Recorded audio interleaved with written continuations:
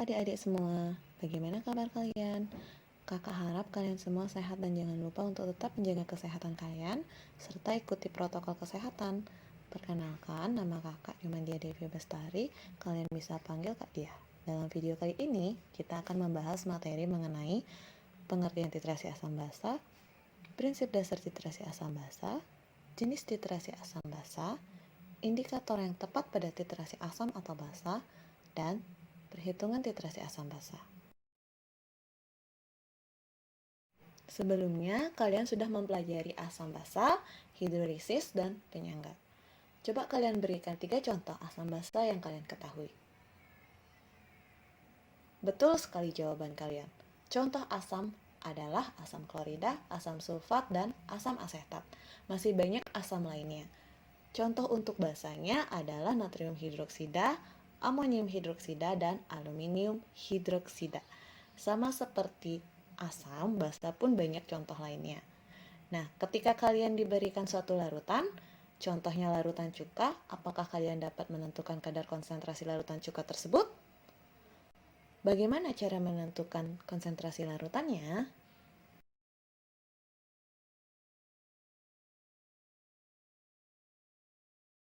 Kita dapat menentukan kadar suatu larutan dengan cara titrasi. Titrasi asam basa adalah suatu metode penentuan kadar atau konsentrasi suatu larutan dengan larutan lain yang telah diketahui konsentrasinya. Dapat dilihat pada gambar. Gambar tersebut adalah rangkaian titrasi. Statif dan klem berfungsi untuk menyangga burat beserta menaruh labu Erlenmeyer. Alat berikutnya adalah buret. Buret berisi larutan yang telah diketahui konsentrasinya, yang disebut dengan larutan titrat. Sedangkan labu Erlenmeyer berfungsi untuk tempat larutan analit. Larutan analit adalah larutan yang akan ditentukan kadarnya.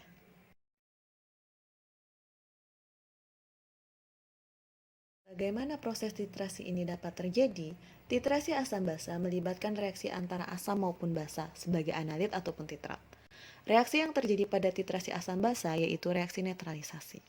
Kadar larutan asam ditentukan dengan menggunakan larutan basa atau sebaliknya.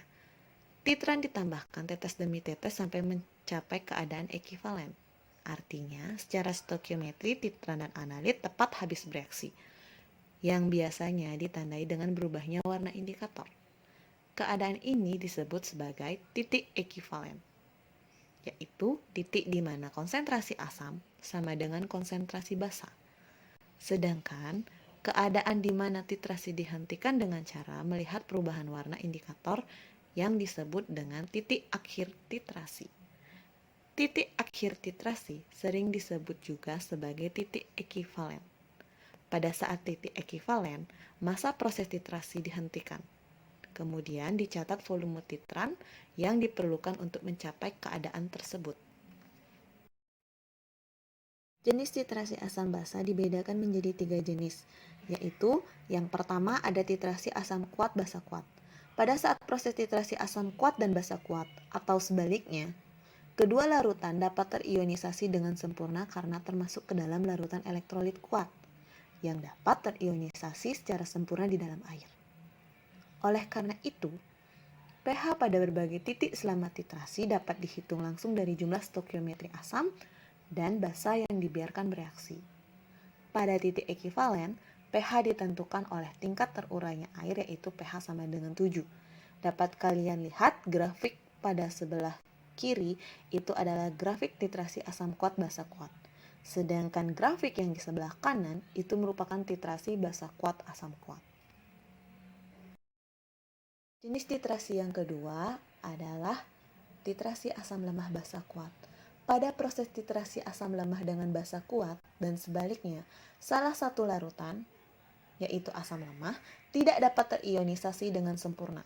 Hal ini dikarenakan asam lemah tergolong ke dalam larutan elektrolit lemah, sehingga garam yang dihasilkan dalam reaksi memiliki sifat basa. Oleh karena itu, pada proses titrasi ini, titik ekivalennya terjadi ketika pH campuran lebih dari 7.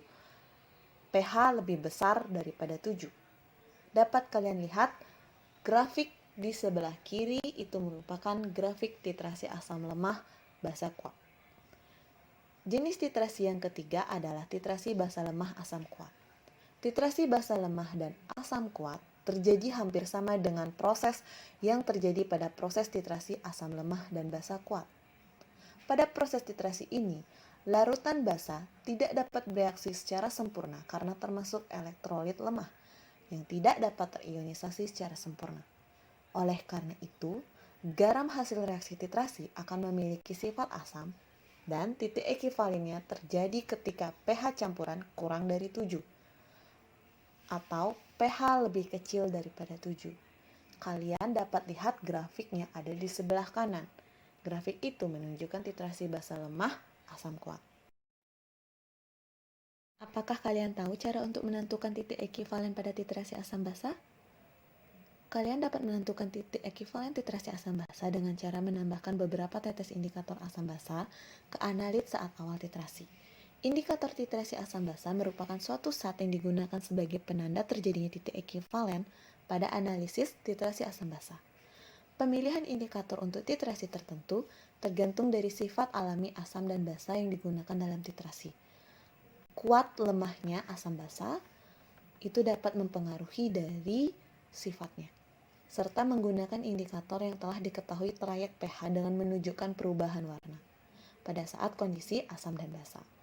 Kalian bisa perhatikan pada tabel yang terdapat pada video. Itu merupakan beberapa indikator yang biasanya digunakan dalam titrasi asam basa. Nah, di sini kakak akan memberikan contoh. Misalkan, titrasi asam kuat dan basa kuat paling tepat menggunakan indikator fenolfetialin. Kenapa? Karena fenolfetialin dapat memberikan perubahan warna yang jelas pada saat kondisi asam dan basa, yaitu warna transparan akan terjadi pada kondisi asam, sedangkan warna merah muda akan terjadi pada kondisi basa. Perhitungan konsentrasi titrasi asam atau basa dapat menggunakan cara stokiometri titrasi asam basa menggunakan rumus perbandingan mol zat yang dititrasi dengan P-liter, sehingga konsentrasi dan volume asam maupun basa dihitung dengan persamaan berikut. Molar asam dikali volume asam dikali valensi asam sama dengan molar basa dikali volume basa dikali valensi basa.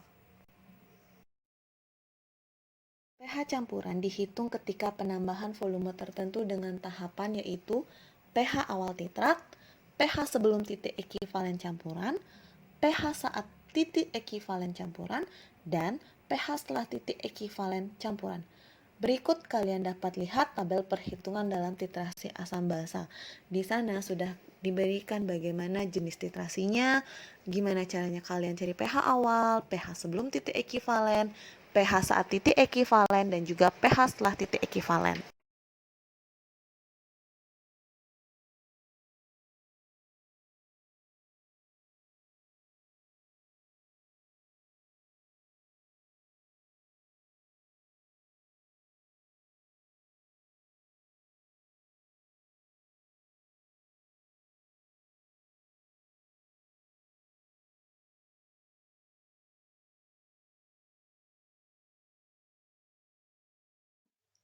Adik-adik, hari ini kita sudah membahas pengertian titrasi, prinsip dasar titrasi, jenis titrasi beserta indikator yang tepat untuk titrasi asam basa. Ingat, dalam titrasi tertentu kalian harus memilih indikator yang tepat. Demikian pembelajaran kita hari ini, sampai bertemu lagi.